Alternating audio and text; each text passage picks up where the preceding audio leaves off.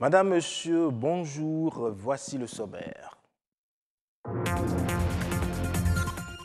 La fête des religions endogènes se poursuit avec la célébration dans la commune d'Abomey-Calavi.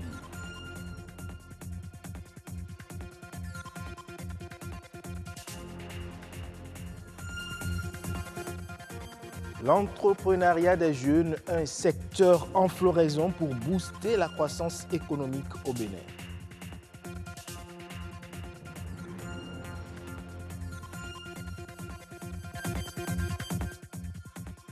Il est désormais disponible dans les rayons de librairie un dictionnaire étymologique des noms propres de personnes, notamment en milieu fond. De quoi comprendre la source et le sens de vos noms.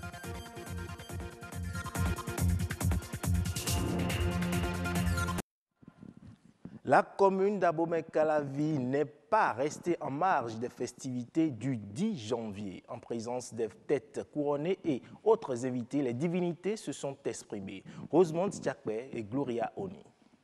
Le vaudou, c'est pour de bonnes choses, oui ou non? Oui. Le vaudou, c'est pour de bonnes réalisations, oui ou non? C'est par ces mots de valorisation des cultes endogènes que la commune d'Abomey-Calavi a vibré au pas des manifestations du 10 janvier. Selon ses nombreux croyants béninois et autres, le vaudou est la charpente de tout Africain. Vaudou est à l'origine de l'Afrique et vaudou restera africain, béninois, pas si quoi. Le Bénin étant le berceau du vaudou, il serait important de l'exalter pour le développement du Bénin. Nous ne pouvons pas aller de l'avant en oubliant ce que nous avons de réel, ce que nous avons comme valeur culturelle, comme valeur culturelle. C'est ainsi que la coexistence pacifique des religions, le brassage harmonieux qui se vit entre toutes les religions de notre pays en général et de notre commune en particulier, constitue l'un facteur de développement durable qu'il nous faut à tout prix préserver, conserver et développer.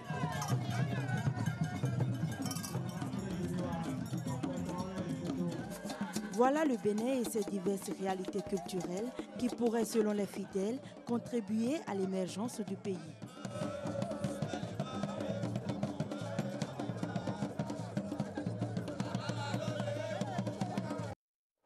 S'investir dans l'entrepreneuriat pour booster la croissance économique. De nombreux jeunes en fin de formation s'orientent de plus en plus vers ce secteur. Quelles sont les filières d'opportunités qui s'offrent à ces jeunes? Élément de réponse dans ce reportage de Dean Bouraïma et de Patrick Adiagodjou. Des jeunes diplômés sortis des universités, le Bénin en compte par vagues de milliers chaque année. Sur le marché du travail, certains s'orientent vers l'entrepreneuriat, mais peinent à faire le choix des filières d'opportunités. Nous sommes actuellement à l'étape de l'économie numérique. À cette étape-là, les jeunes doivent vraiment s'investir là-dedans parce que l'économie numérique a son mot à dire dans le développement économique des États.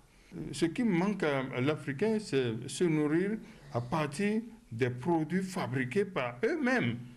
Donc nous cultivons, mais nous ne transformons pas. Jusqu'à l'heure où nous parlons, la vallée de l'Ouémé est restée là, inactive. Personne n'y pense. Pour grandir et rester présent dans le temps sur le marché du travail, le jeune entrepreneur a besoin d'une formation en management et gestion de l'entreprise. Pour aider les jeunes à se prendre eux-mêmes en charge, c'est lancer des marchés de formation. Mais pas formation en entrepreneuriat où on fait business plan. Non, c'est pas ça. Entrepreneuriat, c'est amener la personne à devenir entrepreneur dans sa façon de penser, dans sa façon de réfléchir. Et pour former les jeunes à aller dans l'entrepreneuriat, il faut des gens qui ont réussi dans l'entrepreneuriat. On ne peut pas prendre un professeur d'université qui n'a aucune entreprise pour venir former les gens à créer une entreprise. Pour ceux d'entre les jeunes qui optent pour l'entrepreneuriat, certains bénéficient d'un accompagnement financier, mais utilisent souvent ces fonds à d'autres fins. quand même on les accompagne pour dire voilà, nous vous mettons à disposition des fonds pour le projet que vous avez monté. Il faut que ces fonds soient utilisés exclusivement pour le projet et que les rubriques qui sont inscrites au niveau du projet soient respectées à la lettre. Avoir une vision, se donner les moyens et se prendre au sérieux, des qualités parmi tant d'autres pour réussir en entreprise. Dans ce Cotonou, j'ai fait J'ai l'honneur. J'ai fait Fonds de solidarité nationale pour l'emploi. J'ai fait programme campus. J'ai fait tout ça. Mais c'est à programme campus que quelqu'un m'a insulté. Je lui ai dit les clients sont prêts. Si vous me donnez le financement, les clients sont là. Et il m'a répondu, si les clients sont là, ils n'ont qu'à commander. Tu prends la commande pour acheter les machines. Il pensait me contenter avec ça. J'ai appliqué ce qu'il a dit et j'ai démarré l'entreprise sans financement. C'est au Bénin ici qu'on a inventé l'entreprise sans financement. Aujourd'hui, dans beaucoup de pays, c'est utilisé. Je voudrais dire à tous les jeunes qui m'écoutent, je suis jeune. Toi aussi, tu peux réussir. Mais il faut que tu arrêtes les pertes de temps dans WhatsApp, dans des messages qui n'ont pas de sens. Non, il faut te prendre au sérieux dès maintenant. Il faut se donner les moyens de réussir. Le défi est considérable et il ne fait nul doute que les jeunes ont des capacités et une volonté pour entreprendre.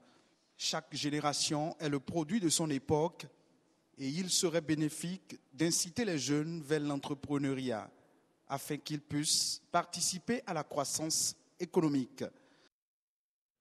Développer la pisciculture pour en faire un secteur important, c'est l'objectif de certains exploitants agricoles. Ils privilégient désormais la fabrication de la provende locale. Mais comment fabriquer ces provandes? L'explication dans ce reportage de Armel de Soukago.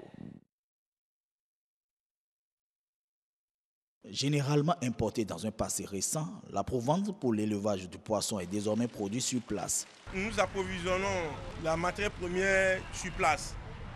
Il s'agit de champs de blé, champs de maïs, farine de poisson et j'en passe. On passe ça dans un moulin qu'on écrase, on réduit en farine. Et après, on utilise la granuleuse pour mettre tout ça, là, le mélange en grains. Ces provandes produites ici au Bénin présentent quelques avantages, surtout en ce qui concerne le prix à l'achat. L'autre aliment qui est importé est bien riche en nutriments, mais selon son coût, nos pisciculteurs n'arrivent pas à l'utiliser et rentrer dans leur fonds. D'abord, l'aliment importé, le kilo est à 1000 francs. Et ce que nous préparons localement tourne autour de 500 francs. Il est vrai que le coût est compétitif et permet d'avoir du poisson à un prix intéressant pour le consommateur et pour le pisciculteur, mais cela n'en demeure pas moins que la flottabilité, un des critères de choix en la matière, n'est pas aussi bien que celui des provandes importées. Les poissons viennent manger en surface, donc l'aliment doit pouvoir flotter. L'aliment importé que nous achetons et qui est autour de 1000 francs le kilo, c'est un aliment qui flotte correctement sur l'eau. Donc ça permet aux poissons de venir manger aisément. Ce que nous fabriquons ici n'a pas pour autant une flottabilité nette. Et c'est en fonction de ça, nous incorporons des matières premières qui vont rendre un peu léger l'aliment pour que les poissons puissent vite venir manger avant que l'aliment ne se plonge. Les recherches doivent se poursuivre dans ce sens afin d'améliorer le prix de la provende et réduire le coût de la production halieutique. Le dictionnaire étymologique des noms propres de personnes au Bénin. C'est le nouvel ouvrage proposé par Kossi Boniface Nyanguenon. Écrit en fond et en français, le livre contient des noms propres qu'on pourrait donner à son enfant selon sa date de naissance. Allons à la découverte de cet ouvrage avec Yasmine Damata et Dean Bouraïma. Anthroponyme événementiel, noms propres chez les fonds, noms propres calendaire, abrégé de dictionnaire étymologique des noms de personnes enfants, ce sont les grandes lignes de cet ouvrage de plus de 270 pages. Enseignant-chercheur, l'écrivain Kossi Boniface Nyanguenon estime que cette œuvre est une manière d'immortaliser une partie de la culture béninoise. Quand on donne un nom à un enfant au Bénin, ce nom a toujours un sens. L'idée est venue dans le sens où il faut trouver quelque chose pour garder sous les mains afin que notre culture persiste et reste, que j'ai eu l'idée de d'écrire cet ouvrage-là. Un ouvrage assez particulier avec un calendrier de prénoms en langue fon. Il contient un total de 366 prénoms avec leur explication. Tous les 12 mois enfants ont chacun un nom du 1er jusqu'au 30 ou 31 dernier jour. Et il suffit seulement de regarder la page, par exemple aujourd'hui on est à l'onçon par exemple de janvier. Quand on va ouvrir ce bouquin-là dans le dictionnaire, on verra un nom qu'on peut donner à un enfant qui sera né aujourd'hui par exemple. Aussi. Donc j'ai évoqué aussi le cas de nos rois qui s'appellent Guézo, qui s'appellent Dalozan, qui s'appellent Glélé et autres. Donc ils ont des noms forts qui s'attribuent. Kossi Boniface Nyangeno n'entend pas s'arrêter en si bon chemin.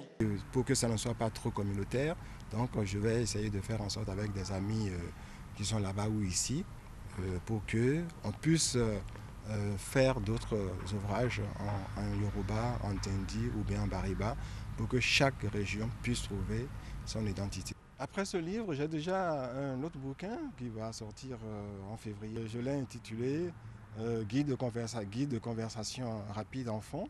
Pour l'auteur, le dictionnaire étymologique des noms propres de personnes au Bénin est un ouvrage didactique de référence qui donne la possibilité de lire et d'écrire en langue fon. La crise migratoire en Méditerranée est de nouveau à l'ordre du jour. Depuis mercredi, les chefs d'État et de gouvernement de 7 pays du sud de l'Europe se sont retrouvés à Rome. Si les flux de migrants qui prennent la mer ont considérablement diminué l'an dernier, à eux seuls, les Italiens, les Espagnols et les Grecs ont accueilli plus de 170 000 personnes sur leur territoire. Mais au-delà du secours en mer, c'est la gestion des demandeurs d'asile sur le long terme qui constitue le plus grand défi pour tous les pays concernés. C'est tout pour cette édition. Merci pour votre aimable attention et bonne fin de semaine à tous.